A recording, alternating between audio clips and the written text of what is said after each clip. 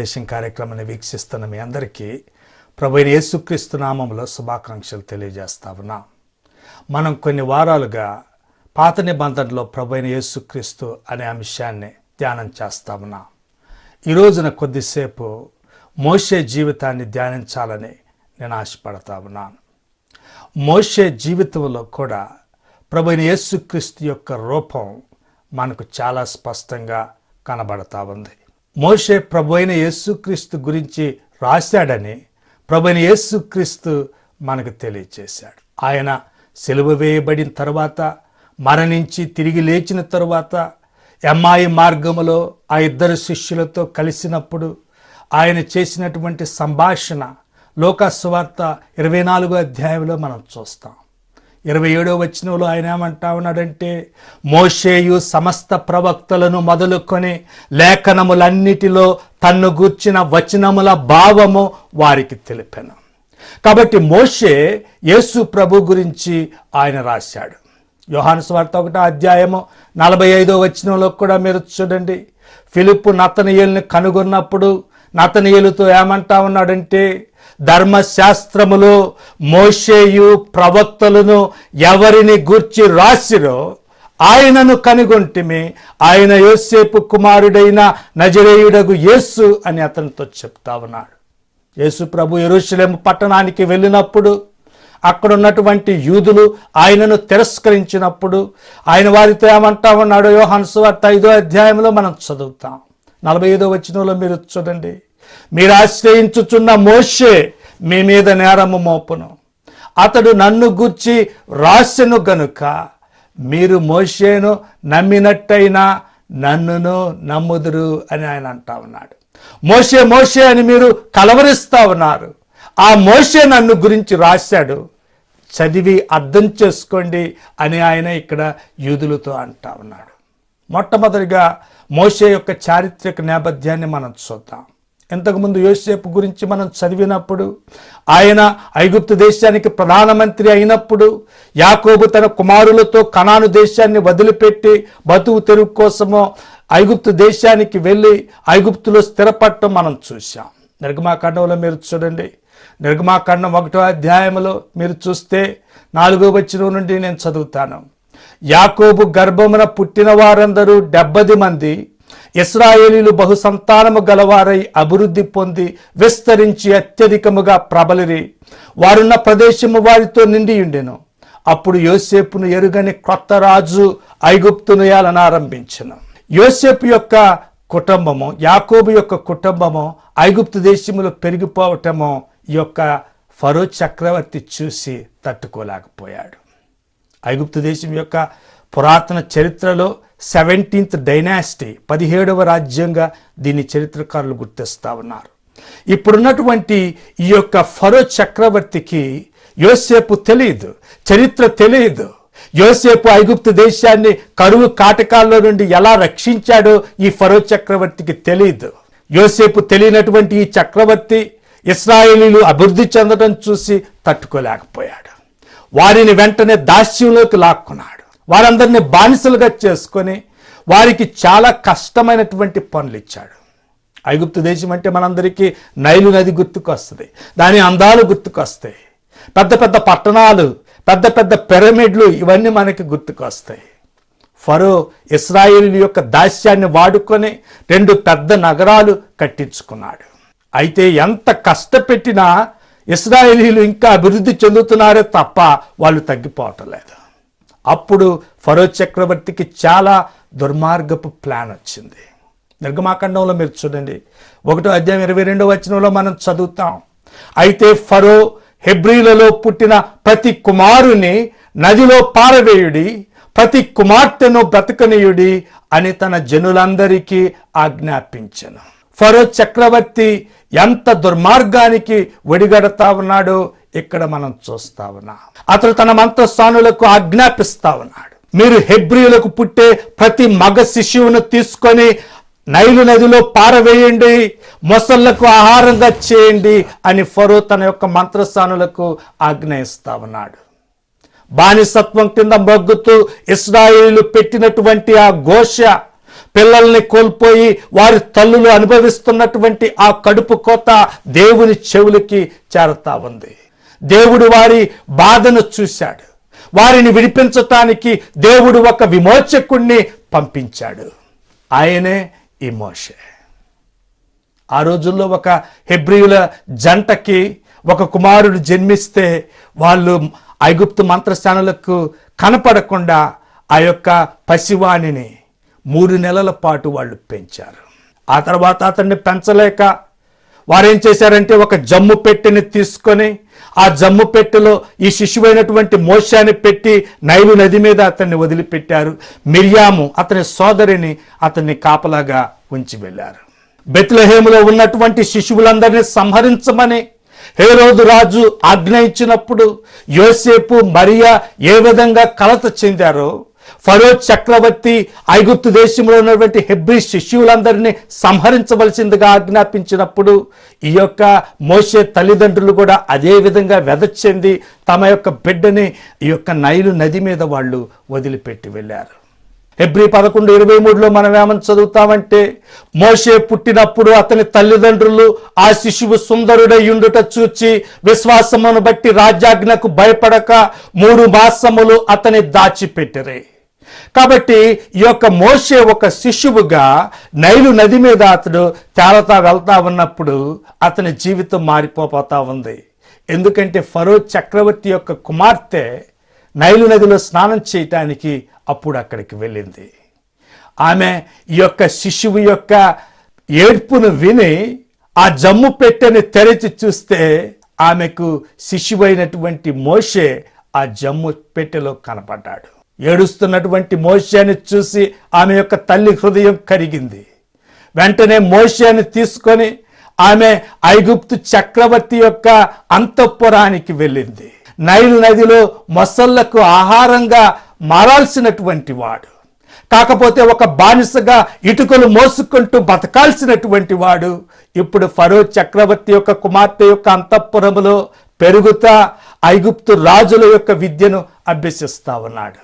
అపోస్తల కార్యములో మనం చదువుతాం 7వ అధ్యాయం 21వ వచనంలో ఏమని రాయబడిందంటే, తరువాత అతడు బయట పారవేయబడినప్పుడు ఫరో కుమార్తె అతనిని తీసుకొని తన కుమారునిగా పెంచుకొనెను. మోషే ఐగుప్తీయుల సకల విద్యలను అభ్యసించి మాటల యందును కార్యముల యందును ప్రవీణుడై ఉండెను. కాబట్టి మోషే ఐగుప్తీయుల యొక్క గొప్ప గొప్ప చదువులను ఆయన నేర్చుకున్నాడు, అభ్యాసం చేశాడు. ఆ తర్వాత ఒకరోజు తన సహోదరులైనటువంటి హెబ్రీల పరిస్థితి ఎలా ఉందో చూడాలని ఆయన బయటికి వెళ్ళినప్పుడు ఒక ఐగుప్తీయుడు హెబ్రీయుడిని కొట్టడం చూశాడు. అది తట్టుకోలేక ఆ ఐగుప్తీయుడిని మోషే చంపివేసి ఇసుకలో పాతిపెట్టాడు. ఆ వార్త ఫరోకి చేరింది. ఫరో ఆగ్రహించి మోషేని చంపేయండి అని ఆజ్ఞ ఇచ్చాడు. వెంటనే మోషే ఐగుప్తు దేశాన్ని వదిలిపెట్టి మిద్యాను దేశానికి ఆయన పారిపోయాడు. మిద్యాను దేశానికి పారిపోయి అక్కడ రఘుయేలు అనేటటువంటి యాజకుని యొక్క కుమార్తెలకి వారి యొక్క మందకి ఆయన నీళ్లు పెట్టాడు. మోషే చేసినటువంటి సహాయాన్ని వారు చూచి వారి ఇంటికి ఆయన్ని భోజనానికి పిలిచారు. మోషే వారి ఇంటికి వెళ్ళి భోజనం చేశాడు. ఆ తర్వాత వాళ్ళ ఇంట్లోనే ఉండటం ప్రారంభించాడు. కొంతకాలం తర్వాత ఆ యొక్క రఘుయేలు తన కుమార్తె అయినటువంటి సిప్పోరాని మోషేకి భార్యగా ఇచ్చి పెళ్లి చేశాడు. ఆ యొక్క పర్వతాల మీద మోషే తన మామ యొక్క మందను పెంచుకుంటూ జీవిస్తా ఉన్నాడు. ఆయన జీవితం అప్పుడు మారిపోతా ఉంది. మొట్టమొదటిగా మోషే ఒక నాయకుడు. ఆ విషయాన్ని మనం చూద్దాం. మోషే ఏమాత్రము ఊహించినటువంటి సంఘటన అప్పుడు జరగబోతా ఉంది. తన మామ అయినటువంటి రఘుయేలు యొక్క మందను హోరేబు కొండ మీద ఆయన మేపటానికి వెళ్ళినప్పుడు దేవుడు అగ్నిజ్వాలలో ఆయనకు ప్రత్యక్షమవుతా ఉన్నాడు. నిర్గమాకాండం 3వ అధ్యాయం 2వ వచనంలో మీరు చూడండి, ఒక పొద నడిమిడి అగ్నిజ్వాలలో యెహోవా దూత అతనికి ప్రత్యక్షమాయెను. అతడు చూచినప్పుడు అగ్ని వలన ఆ పొద మండుచుండెను, గాని పొద కాలిపోలేదు. అప్పుడు మోషే ఆ పొద ఏల కాలిపోలేదు, నేను ఆ తట్టు వెళ్ళి ఈ గొప్ప వింత చూచెదననుకొనెను. దానిని చూచుటకు అతడు ఆ తట్టు వచ్చుట యెహోవా చూచెను. దేవుడు ఆ పొద నడుమ నుండి మోషే మోషే అని అతనిని పిలిచెను. అందుకతడు చిత్తము ప్రభువా అనెను.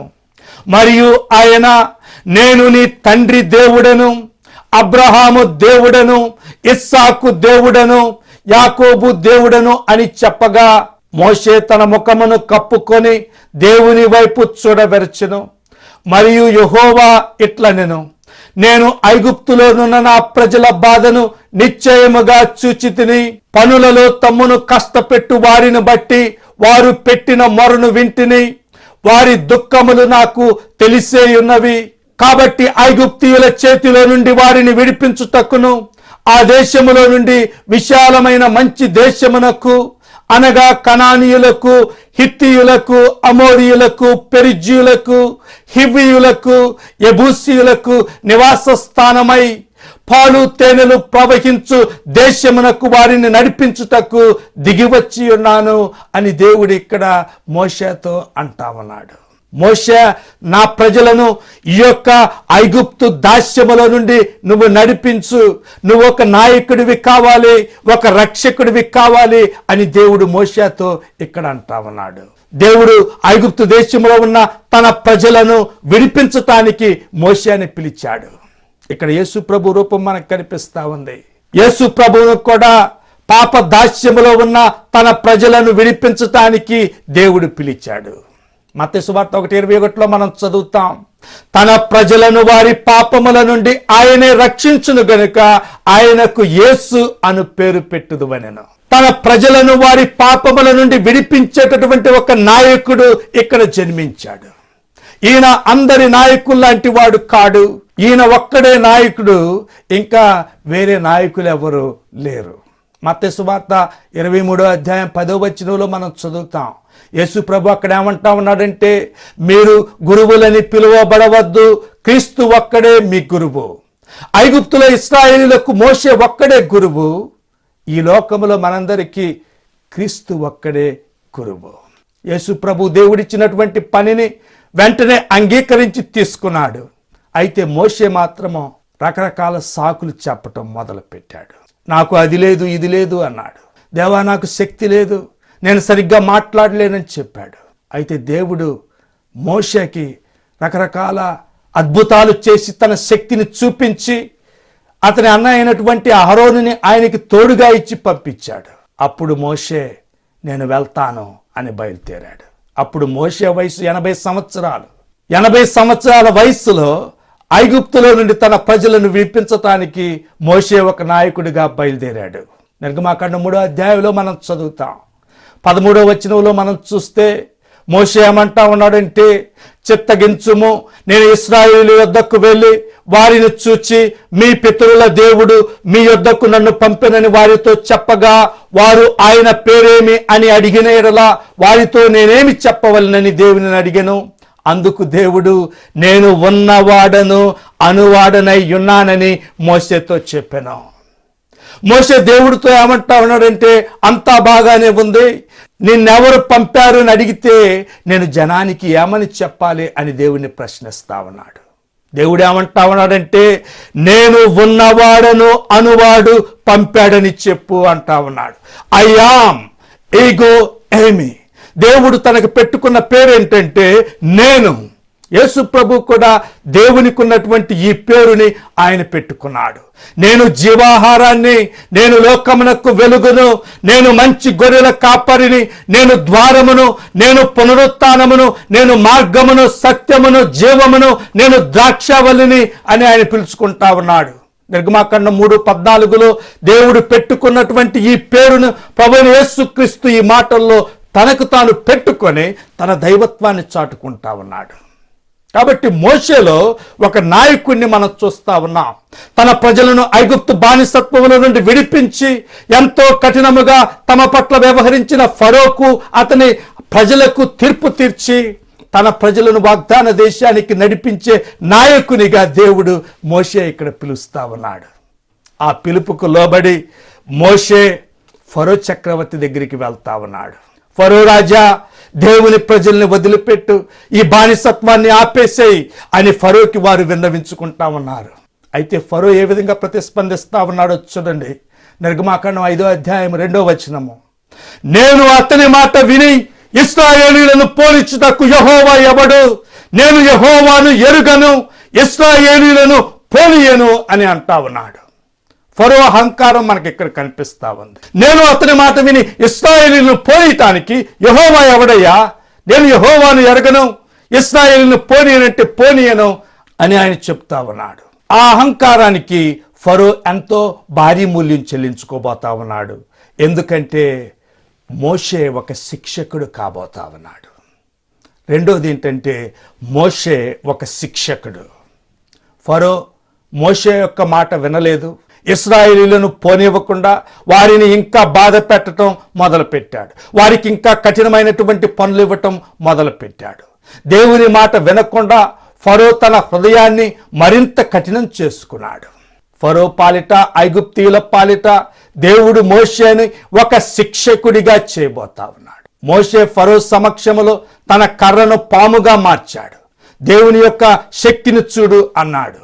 కానీ ఫరో తన హృదయాన్ని మరింత కఠినం చేసుకున్నాడు. దేవుడు అప్పుడు ఐగుప్తు దేశం మీదకి 10 భయంకరమైనటువంటి తీర్పులు తీసుకురాబోతా ఉన్నాడు. మొట్టమొదటిగా ఐగుప్తు దేశములో ఉన్న నదులన్నీ, కాలువలన్నీ, చెరువులన్నీ, నీటి గుంటలన్నీ నీళ్లు రక్తముగా చేశాడు. ఫరో చక్రవర్తి ఇశ్రాయేలు పసిపిల్లల్ని విసిరేసిన నైలు నది మొత్తం రక్తంగా మారిపోయింది. రెండో తీర్పులో ఐగుప్తు దేశము మొత్తం కప్పలతో నిండిపోయింది. ఇల్లు, వాకిళ్ళు, అదేవిధంగా వంటగదులు, బాత్రూములు ఇవన్నీ కూడా కప్పలతో నిండిపోయినాయి. ప్రజలందరూ కూడా కప్పల బాధ పడలేక పారిపోతా ఉన్నారు. కప్పలంటే నాకు చాలా భయం, కాబట్టి వారి యొక్క బాధను నేను ఊహించగలను. ఆ తర్వాత మూడో తీర్పులో ఐగుప్తు దేశం మొత్తం ధూళి అంతా పేలుగా మారిపోయి ఆ పేలు ప్రజల్ని ఏడిపించుకు తిన్నాయి. ఆ తర్వాత నాలుగో తీర్పులో ఐగుప్తు దేశం మొత్తం ఈగలతో నిండిపోయి ప్రజల్ని ఏడిపించుకు తిన్నాయి. చాలాసార్లు ఒక్క ఈగ చాలు మనల్ని విసిగించడానికి. ఇక దేశం మొత్తం ఈగలతో నిండిపోతే వారి పరిస్థితి ఎలా ఉంటుందో మనం ఊహించుకోవచ్చు. ఒక్క ముద్ద కూడా ఆహారాన్ని నోట్లో పెట్టుకునే యోగాన్ని ఐగుప్తీయులు ఈగల వల్ల కోల్పోయారు. ఆ తర్వాత ఐదో తీర్పులో దేవుడు ఐగుప్తు దేశంలో ఉన్న పశువులను, గుర్రాలు, గాడిదలు, ఒంటెలు, ఎద్దులు అన్నిటి మీదకి తెగులు తీసుకువచ్చాడు. ఆ పశువులన్నీ చనిపోయినాయి. ఆరో తీర్పులో ఐగుప్తు దేశమంతా జనం మీదకు పొక్కులు, దద్దుర్లు వచ్చినాయి. మనం ఒక చిన్న పొక్కు వస్తే చాలు కదా, దురదల బట్టి గోక్కోలేక చస్తాం. మనకి రకరకాల లోషన్లు ఉన్నాయి. ఈ రోజున జాలిం లోషన్లు పూసుకుంటాం. అయితే ఆ రోజుల్లో ఈ లోషన్లో ఈ యొక్క ఆయింట్మెంట్లు, మందులు ఇవన్నీ లేని రోజుల్లో ఐగుప్తు వారికి ఆ యొక్క దద్దుర్లు శరీరం అంతా వచ్చినప్పుడు వాళ్ళు ఎంత బాధపడ్డారో మనం ఊహించవచ్చు. అయినప్పటికీ ఫరో మారలేదు. ఇక ఏడో తీర్పు వచ్చింది. ఐగుప్తు దేశం మొత్తం వడగండ్లు కురిసినాయి. ఇల్లు విడిచి బయటికి వెళ్ళే పరిస్థితి కూడా లేదు. ఆ వడగండ్లు పంటలన్నిటినీ పాడు చేసినాయి. ఆ తర్వాత ఎనిమిదో తీర్పులో ఐగుప్తు దేశం మీదకు మిడతలు వచ్చినాయి. ఈ మిడతలు ఐగుప్తు దేశంలో ఉన్న చెట్లన్నిటినీ పాడు చేసినాయి. అయినా ఫరో మారలేదు. తొమ్మిదో తీర్పులో ఐగుప్తు దేశం మొత్తం 3 రోజులు కటిక చీకటి ఆవరించింది. ఆ 3 రోజులు ఎవరు కనీసం కూర్చున్న చోట నుండి లేచే పరిస్థితి కూడా లేకుండా పోయింది. అయినప్పటికీ ఫరో తన హృదయాన్ని కఠినం చేసుకున్నాడే తప్ప ఇశ్రాయేలీయుల్ని పోనీయలేదు. అప్పుడు దేవుడు ఐగుప్తు మీదకు 10వ తీర్పును పంపించాడు. ఇది అన్నిటికంటే భయంకరమైనటువంటి తీర్పు. ఐగుప్తు దేశంలో ప్రతి కుటుంబంలో ఉన్నటువంటి తొలిచూలు పిల్ల, ప్రథమ సంతానము మృత్యువాత పడింది. సింహాసనం మీద కూర్చున్నటువంటి ఫరో దగ్గర నుండి తిరగలి విసిరేటటువంటి దాసి వరకు ఐగుప్తు దేశంలో ఉన్నటువంటి ప్రతి కుటుంబంలో తొలిచూలు పిల్ల చనిపోయింది. కొడుకు చనిపోయిన తర్వాత కానీ ఫరోకి బుద్ధి రాలేదు. ఫరో యొక్క అజ్ఞానము, అవివేకము, కఠిన హృదయం వల్ల ఐగుప్తు ప్రజలందరూ కూడా బాధపడవలసి వచ్చింది. కాబట్టి మోషే ఐగుప్తు దేశం పాలిట ఒక శిక్షకుడిగా ఇక్కడ మనకు కనిపించాడు. దేవుని మాట వినని ఫరో చక్రవర్తిని, ఐగుప్తు ప్రజలను దండించిన వాడిగా మోషే ఇక్కడ మనకు కనిపిస్తా ఉన్నాడు. అదేవిధంగా దేవుని సువార్తను వినకుండా అవిధేయతను చూపించేటటువంటి వారి పాలిట ప్రభువైన యేసుక్రీస్తు ఒక శిక్షకుడిగా ఉండబోతా ఉన్నాడు. ప్రకటన గ్రంథంలో మనం ఆ యొక్క తీర్పులు, ఆ యొక్క కఠినమైనటువంటి దేవుని యొక్క శిక్షలు మనం చూస్తాం. మోషే కేవలం ఐగుప్తు దేశం పాలిట మాత్రమే శిక్షకుడిగా ఉంటే, ప్రభువైన యేసుక్రీస్తు ఈ యొక్క భూలోకం మొత్తానికి ఒక శిక్షకుడిగా ఆయన రాబోతా ఉన్నాడు. ఆ తర్వాత మూడోదిగా మోషే ఒక విమోచకుడు అన్న సంగతి మనం చూద్దాం. మోషే ఒక విమోచకుడు. ఇశ్రాయేలీలు ఇప్పుడు ఐగుప్తు దేశాన్ని వదిలిపెట్టి వెళ్ళబోతా ఉన్నారు.